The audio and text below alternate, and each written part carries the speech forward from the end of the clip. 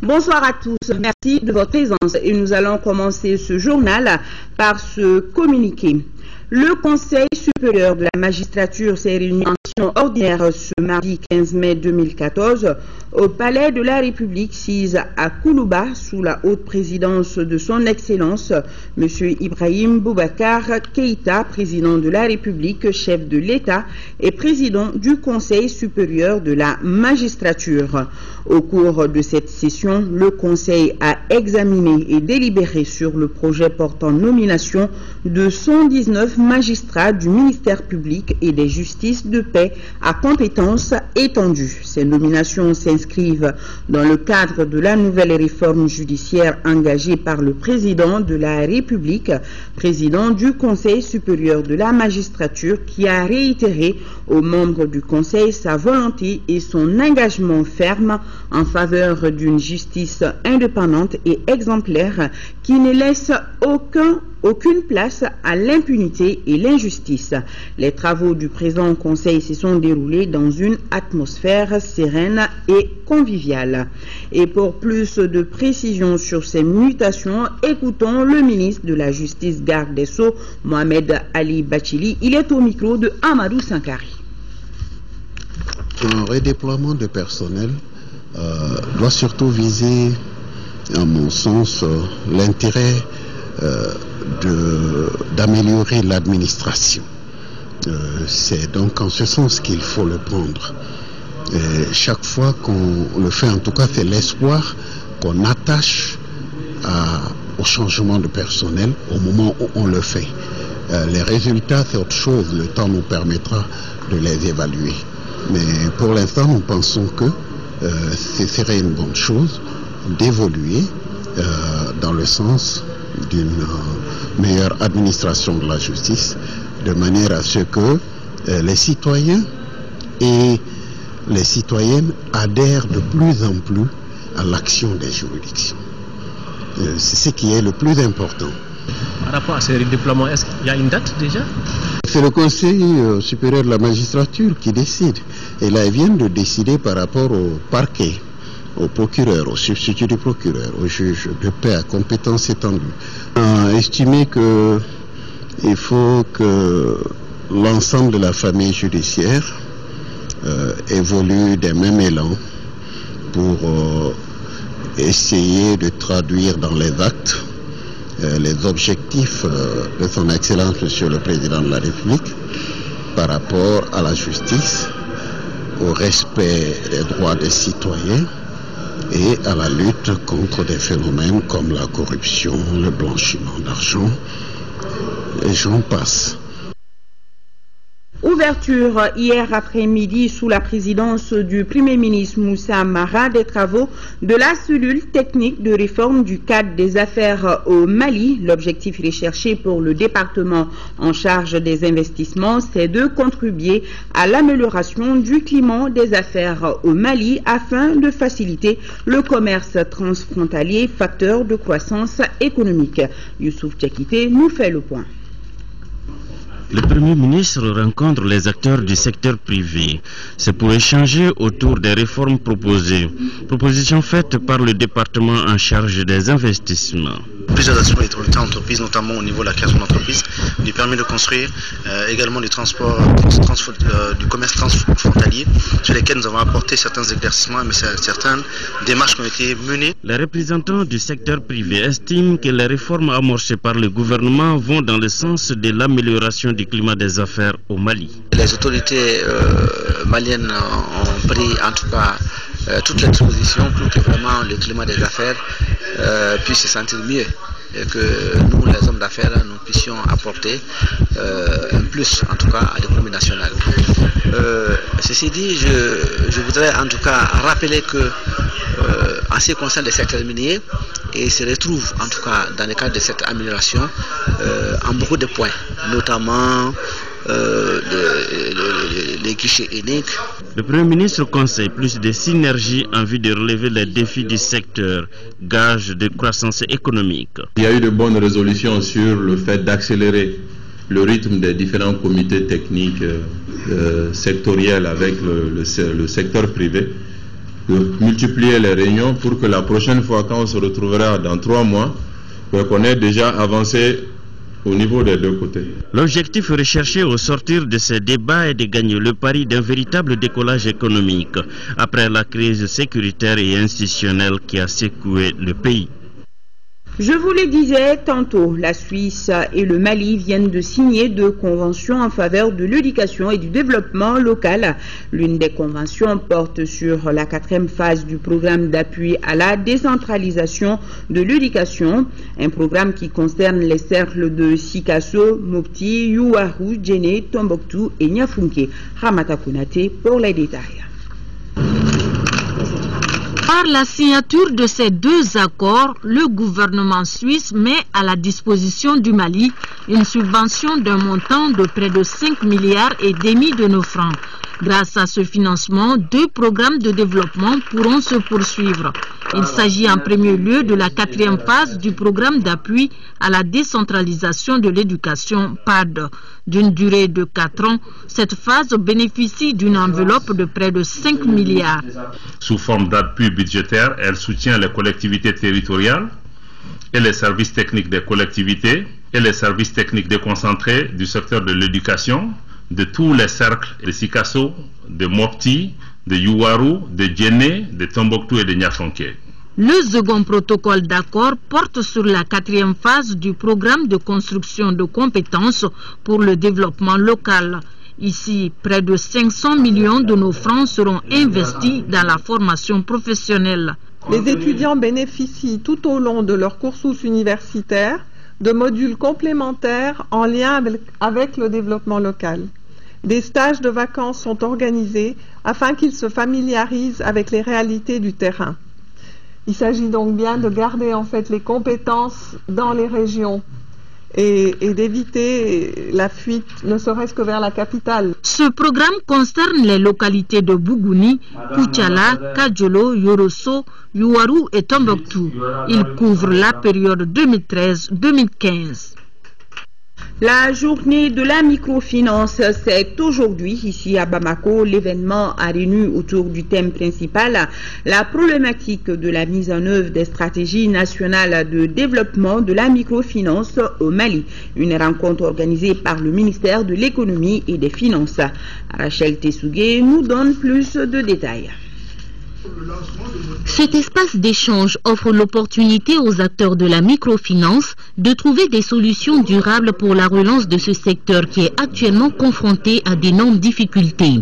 Cela en vue de satisfaire les besoins de financement des communautés les plus pauvres. On essaiera de ramasser de façon générale l'ensemble des problèmes auxquels le secteur est confronté, notamment du point de vue loi, du point de vue environnement, du point de vue gestion, du point de vue gouvernance, du point de vue financement du secteur, pour pouvoir les aborder, élaborer un plan d'action et pouvoir le mettre en œuvre, l'évaluer pour relancer le secteur. Ce secteur vise la population la plus faible, la population la plus pauvre et occupe aussi une place de choix dans la bancarisation dans ces pays. Selon le ministre de l'économie et des finances, le développement de la microfinance exige une bonne gouvernance. Nous pensons que c'est un secteur auquel le gouvernement doit accorder la plus grande importance et le système bancaire venant en relais à ce secteur-là pour l'appuyer, le soutenir et l'encadrer quelque part. C'est pour ça qu'on a pensé qu'aujourd'hui il est bon que tout le monde se réunisse autour de la table pour échanger de ce que nous voulons faire de ce secteur tous ensemble, compte tenu des attentes qui sont à ce niveau-là, notamment au milieu rural qui représente 80% quand même de notre population. La mission essentielle de la microfinance est de permettre à des populations exclues du système bancaire d'avoir accès à des services financiers de proximité. Demain, mercredi, s'ouvre ici au Mali, et ce pour 2 jours, un forum de haut niveau organisé par le Conseil national du patronat du Mali et le Conseil général des entreprises du Maroc. Le ministre de l'Industrie et de la promotion des investissements nous donne d'amples informations sur cette rencontre qui va réunir plus de 43 entreprises marocaines. Moustapha Benbaka est au micro de Ibrahima Traouri. Les attentes de façon générale, c'est qu'il y ait vraiment des partenariats concrets, c'est tout. Vraiment, l'objectif, c'est ça, c'est que d'une part, la partie malienne puisse bien entendu trouver des partenaires qui seront prêts à investir, qui seront prêts à les accompagner dans le développement de leurs entreprises de façon générale, dans divers secteurs, mais également que cela puisse satisfaire également la partie marocaine. Parce que nous rentrons dans le cadre d'un partenariat qui est solidaire, un partenariat solidaire donc gagnant-gagnant au niveau des deux parties. Donc l'objectif c'est vraiment d'avoir ce type de partenariat entre les entreprises privées maliennes et privées marocaines. Donc demain, je l'espère, qu'on nous dise qu'une entreprise marocaine a décidé de rentrer dans le capital d'une société malienne, ou qui a décidé de construire une nouvelle unité industrielle, ou qui a décidé de s'installer dans une région du Mali pour faire de la production agricole, ou qui est intéressé par le secteur de l'énergie ou le tourisme d'affaires. Voici les résultats que nous attendons de ce forum-là. Après ce journal et magazine sur le séjour du ministre de l'Industrie et de la Promotion des Investissements au Maroc avec le président de la République, Ibrahim Boubacar Keïta. Le représentant spécial du président de la République pour le dialogue intermalien a été reçu par les institutions judiciaires du Mali aujourd'hui. Modibo Keïta s'est rendu chez le président de la Cour constitutionnelle, Amadi Tamba Camara, pour une visite de courtoisie. Les deux parties ont échangé sur les missions confiées au nouveau représentant et ses futures relations avec les institutions maliennes. À la Cour suprême, le représentant spécial du président de la République, Modibo Keïta, a été accueilli par le cabinet de Mamadou Tapili. Ils ont également discuté sur les préoccupations des Maliens, dont l'instauration de la paix entre frères maliens et la stabilité du pays. Fin à Lomé, au Togo, de la 16e session extraordinaire du comité interparlementaire de l'UEMOA, tenue du 5 au 10 mai dernier. La session a porté notamment sur la formation des députés au processus électoraux dans l'espace UEMOA. En marge des travaux, les membres du CIP ont été reçus en audience par le président Faure Yansimbe et le président de l'Assemblée nationale togolaise, Dama Dramani. Le président de la Haute Cour de justice, également expert en administration électorale, notre compatriote, l'honorable Abderrahmane Niang, s'est confié à nos confrères de la télévision nationale du Togo à sa sortie d'audience. Un mot d'environnement avec cette visite du ministre de l'Environnement, de l'Eau et de l'Assainissement cet après-midi sur les berges du fleuve Niger. Par cette démarche, le ministre veut attirer l'attention des citoyens sur des pratiques qui constituent un danger pour le fleuve Niger. Batraoré était de la visite. Des constructions anarchiques sur les berges ou dans le lit même du fleuve Niger, voilà des pratiques qui menacent dangereusement l'existence de ces cours d'eau. Aussi, cette visite du ministre de l'Environnement, de l'Eau et de l'Assainissement vise-t-elle à attirer l'attention des citoyens sur les risques qui pèsent sur notre environnement. L'État a pris des dispositions pour équilibrer les voies d'écoulement, concernant en tout cas cette zone du fleuve Niger, et on se rend compte que des citoyens, c'est des citoyens effectivement qui ont leurs droits, en violation de toutes les dispositions qui devraient servir à protéger d'abord l'écoulement du fleuve Niger, mais aussi à protéger l'environnement fluvial. On se rend compte que des citoyens ont quand même pu accéder à des titres ou avoir des autorisations pour investir encore ces servitudes. Les mesures seront prises pour la préservation du fleuve Niger, avertit le ministre Abdoulaye Idrissa Maïga. C'est bien regrettable parce que là, on compromet dangereusement l'environnement, non seulement l'environnement fluvial, mais aussi, vous avez pu constater de l'autre côté que les gens sont pratiquement, ils ne sont plus installés seulement que dans le lit majeur, ils sont en train de s'installer au-delà des services dans le lit mineur. Voilà la crainte. Et voilà pourquoi nous avons fait cette visite, pour encore une fois sonner prévenir, restons dans des limites de prévention, et demander vraiment aux citoyens, pour tous ceux qui peuvent garder encore la raison, de reculer. On ne peut pas, c'est des endroits où c'est inacceptable de voir qui que ce soit construire, qui que ce soit. Auparavant, le ministre avait eu une rencontre avec le personnel de l'agence du bassin du fleuve Niger au sein de cette structure. La direction de ces services a présenté au ministre les projets et les difficultés de l'agence. Œuvrons ensemble pour aplanir les difficultés, a répondu le ministre. On vous le disait hier dans un communiqué, le ministre de l'Équipement des Transports et du Désenclavement a pris certaines mesures pour sécuriser les populations au niveau de la corniche, compte tenu des travaux qui sont en train de se faire sur la passerelle pour les engins à 2 roues. Notez que le trafic au niveau du pont FAD jusqu'au CICB est désormais à sens unique et est interdit aux poids lourds. Une délégation du ministère est allée sur le chantier pour mieux faire comprendre les dispositions, nous signale Daouda Sidiki Diarra. Avec les travaux de la passerelle pour engins à 2 roues qui se font en terre, les trafics deviennent dangereux pour les usagers. Pour rendre fluide la circulation aux alentours de la corniche, le trafic est désormais à sens unique sur ce tronçon à partir du pont FAD jusqu'au niveau du CICB. Nous avons décidé de bloquer certaines voies et permettre également à d'autres de pouvoir circuler sans qu'il y ait de problèmes. Vous savez, il faut le message pour que les gens comprennent réellement le sens réel des travaux que nous sommes en train de réaliser ici. Donc à partir du pont FAD, ceux qui viennent de l'extérieur, c'est-à-dire des quartiers de Torokoro-Bougou, de Badla-Bougou et bien d'autres quartiers derrière le fleuve, et ils ont quand même l'accès facile, ils peuvent rentrer à partir de là, dévier, continuer pour aller vers Liensoup, mais également l'accès du palais, le CICB, est d'autant plus libre, puisque ça n'a pas été totalement bloqué. Mais il faut reconnaître aussi que nous avons prévu de bloquer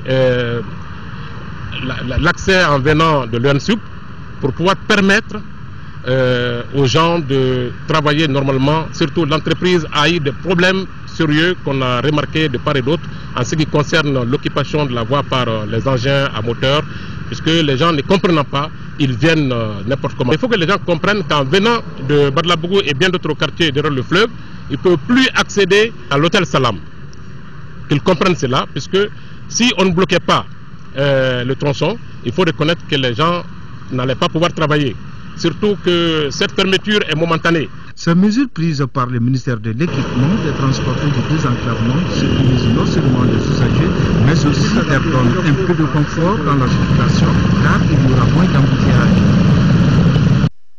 Les membres de la Commission nationale électorale indépendante ont reçu ce matin à leur siège une délégation de l'Autorité nationale des élections de la République centrafricaine. L'objectif de cette rencontre était de discuter et d'échanger avec la CENI ses expériences suite aux élections législatives et présidentielles qui se sont tenues au Mali au cours de la transition. Mahamadou Doumbia nous en parle.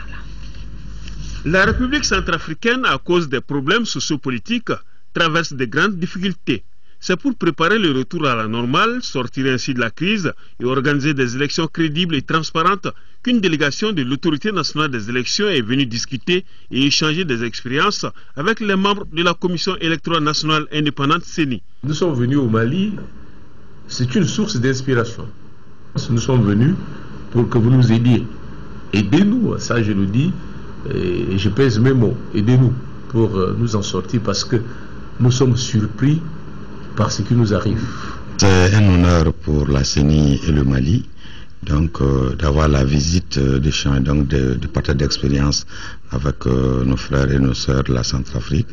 Le Mali, vous savez, vient de vivre les mêmes événements que la Centrafrique il y a 2 ans et nous avons, grâce à Dieu, l'ensemble des acteurs nationaux et internationaux pu organiser des élections acceptables de sortie des crises. Au niveau de la République centrafricaine, l'autorité nationale des élections, composée de 7 membres, a déjà un chronogramme qui lui permet de préparer des élections durant cette phase transitoire. Déjà, avec cette rencontre de la CENI, la délégation est édifiée. Nous sommes un pays qui avons des difficultés. Nous avons eu beaucoup de choses qui vont nous aider vraiment à organiser ces élections en République centrafricaine, notamment en matière d'enrôlement, le fichier qui a été constitué ici pour pouvoir organiser ces élections, la mise en œuvre de tout ce qu'ils ont conçu comme procédure, notamment le consensus qui a été trouvé concernant les Maliens de l'étranger qui n'étaient pas enrôlés au départ. Donc beaucoup de choses nous intéressent ici, que les amis nous ont déjà évoquées. On prendra plus de temps pour les consigner et ça va vraiment nous aider pour nos élections en République centrafricaine. D'autres rencontres avec d'autres structures et institutions de la République sont au programme dans les jours à venir avec cette délégation de l'Autorité nationale des élections de la République centrafricaine. Et ce communiqué de la Commission de suivi du mécanisme de taxation des produits pétroliers sur la base des prix fournisseurs du mois de mai 2014, les prix indicatifs plafonds à la pompe des produits pétroliers sont fixés comme suit et applicables à compter du mercredi 14 mai 2014. Super carburant samplon 775 francs CFA, pétrole lampant 578 francs CFA, gasoil 678 francs CFA, distillate diesel oil 678 francs CFA, fuel oil 485 francs CFA, jet à 1 livre. Il faut noter que le prix subventionné du kilogramme de gaz butane est de 584 francs CFA. Par conséquent, le prix de vente de la bouteille de 2,75 kg est de 1605 francs CFA et celui de la bouteille de 6 kg est de 3500 francs CFA. Quant au prix non subventionné du kilogramme de gaz butane, il est de 916 francs CFA. Conférence de presse de Amnesty International Mali dans le cadre du lancement de la campagne mondiale de lutte contre la torture. Il s'agit pour les initiateurs d'expliquer aux journalistes l'ampleur du phénomène à travers le monde afin de trouver des solutions idoines. Sorana Kamisoro. Amnesty International Mali a créé un cadre idéal pour lancer la campagne internationale contre la torture. Au cours de cette conférence de presse, un rapport de 50 pages a été présenté aux journalistes. Un rapport dans lequel Amnesty International a recensé des cas de torture dans 141 pays. Dans certains de ces pays, la torture est utilisée quotidiennement et de manière systématique. Dans d'autres pays, Amnesty International n'a relevé que des cas isolés et exceptionnels. Pour l'organisation, le moindre cas de torture est absolument inacceptable. D'où l'organisation de cette campagne Stop Torture. Nous allons travailler avec les professionnels de la santé, nous allons travailler avec toute la société civile pour faire en sorte que la torture soit vraiment bannie. Parce que depuis plus de 30 ans, les États se sont engagés à travers la Convention contre la torture. Nous pensons qu'il est encore nécessaire de mobiliser la société civile, de mobiliser tout le monde, de mobiliser particulièrement les journalistes, pour que tout le monde puisse parler de cette torture-là et peut-être que ça va cesser. Le présent lancement a pour objectif de faire une large couverture médiatique mondiale d'une part et d'autre part pour obtenir le renforcement de l'engagement des membres, sympathisants et de nouveaux publics. La campagne Stop Torture est une campagne mondiale de 2 ans. Elle vise à obtenir un impact mesurable en matière de droits humains partout dans le monde et particulièrement dans les pays cibles. Une autre conférence dans ce journal, celle donnée par l'Association malienne pour la protection et la promotion de la famille. C'était sur la vision 2020, une conférence qui devra permettre aux élus locaux, la société civile et les gouvernants de défendre d'une part à un haut niveau la planification familiale et d'autre part de façon concertée au sein de leur famille. Fatoumata Kone, compte rendu. C'est pour donner plus d'informations sur la vision 2020 relative à la santé de la reproduction que l'Association malienne pour la protection et la promotion de la famille AMPPF a organisé cette conférence débat. Conférence au cours de laquelle l'AMPPF va tenter de convaincre les élus parlementaires, les gouvernants et la société civile. En vue de leur adhésion à la campagne intitulée « C'est moi qui décide ». C'est moi qui décide du nombre d'enfants que je veux faire, c'est moi qui décide de quand me marier, c'est moi qui décide de l'espacement que je veux pour ma famille, c'est moi qui décide du nombre d'enfants que je veux. Oui, c'est tout le monde. La santé sexuelle et la reproduction, c'est tout le monde. Le deuxième volet consiste donc à la signature de pétitions par les groupes cibles, cela en faveur de la planification familiale. Pour arriver à cela, nous avons une pétition que nous avons lancé au niveau mondial, que beaucoup de pays ont signé. Jusque-là, il y a certains pays qui n'ont pas signé ce document, mais cette conférence était pour nous une occasion pour expliquer le contenu de cette vision 2020. Le résultat attendu, c'est qu'on veut que les droits en matière de la santé sexuelle et reproductive soient reconnus comme un droit humain. La vision 2020 est axée sur 10 points, parmi lesquels la santé sexuelle des filles et des femmes, l'élimination de toute forme de discrimination à l'égard de ces couches. À Ségou, démarrage des travaux sur le bien-être de la femme. Cette rencontre est initiée par les acteurs de la promotion de la femme en partenariat avec l'ambassade du Royaume des Pays-Bas au Mali. Le reportage de Fousseini Samaki. L'abandon de la pratique de l'excision des filles, les mariages et les droits reproductifs qui constituent un frein au plein épanouissement de la femme sont au centre de la rencontre de Ségou. Pendant 2 jours, une dizaine d'ONG et associations œuvrant pour la promotion de la femme, les leaders religieux et notabilités vont échanger sur les conséquences de cette pratique néfaste en vue d'un changement de comportement. À travers les conséquences prouvées, la communication doit passer au niveau de nous tous, acteurs, sujets du fléau, de nous en passer, car les conséquences sont vraiment grande. Nous nous sommes rendus compte de plus en plus que surtout au niveau de la thématique santé de la reproduction, des droits reproductifs et sexuels.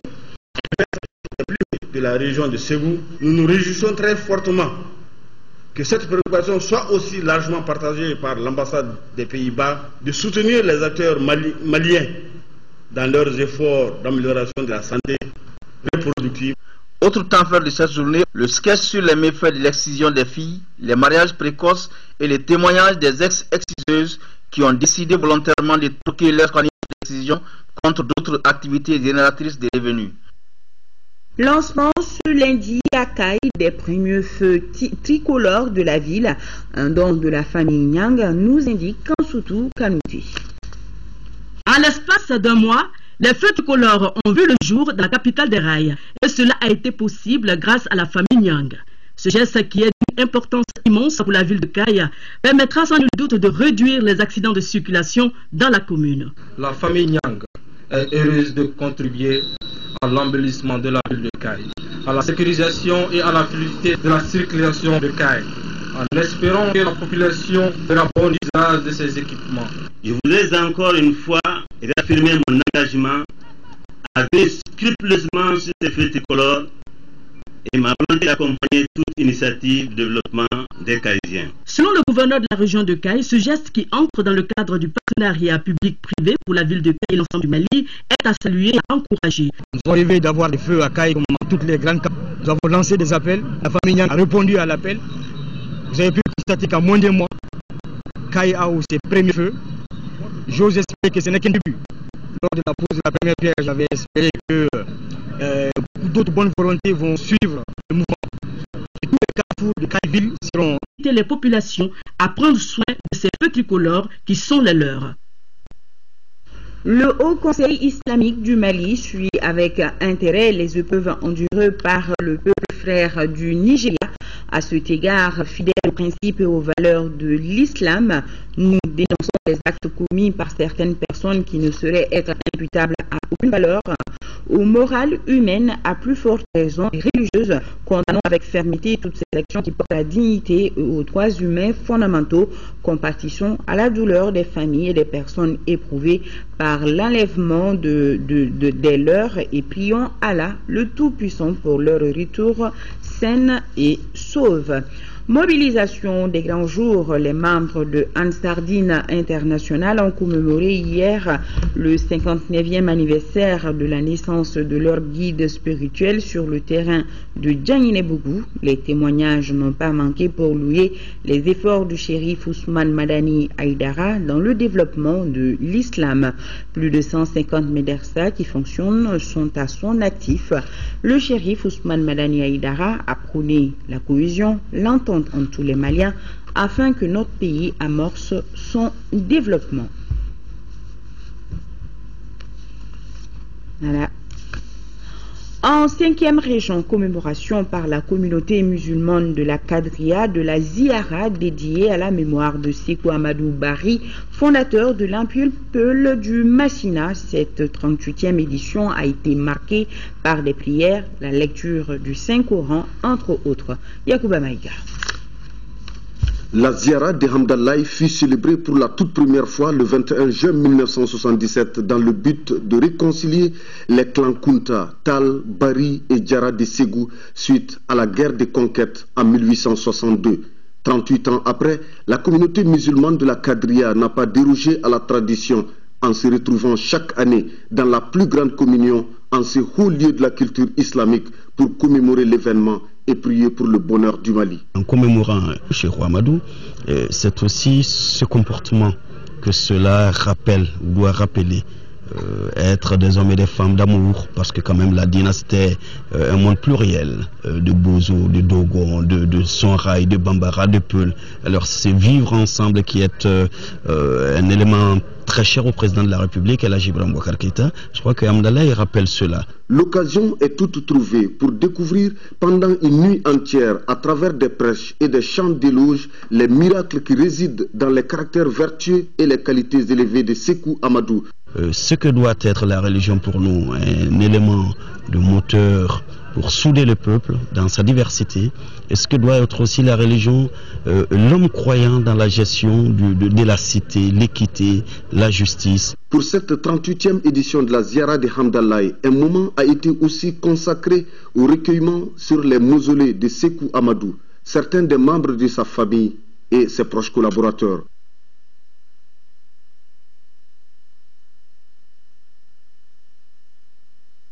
Sur l'artiste jamaïcain Robert Nesta Marley, alias Bob Marley. L'exposition titrée One Love est organisée dans le cadre de la célébration du 11 mai, date anniversaire de la mort de Bob Marley. Le vernissage a lieu dimanche à la galerie Médina.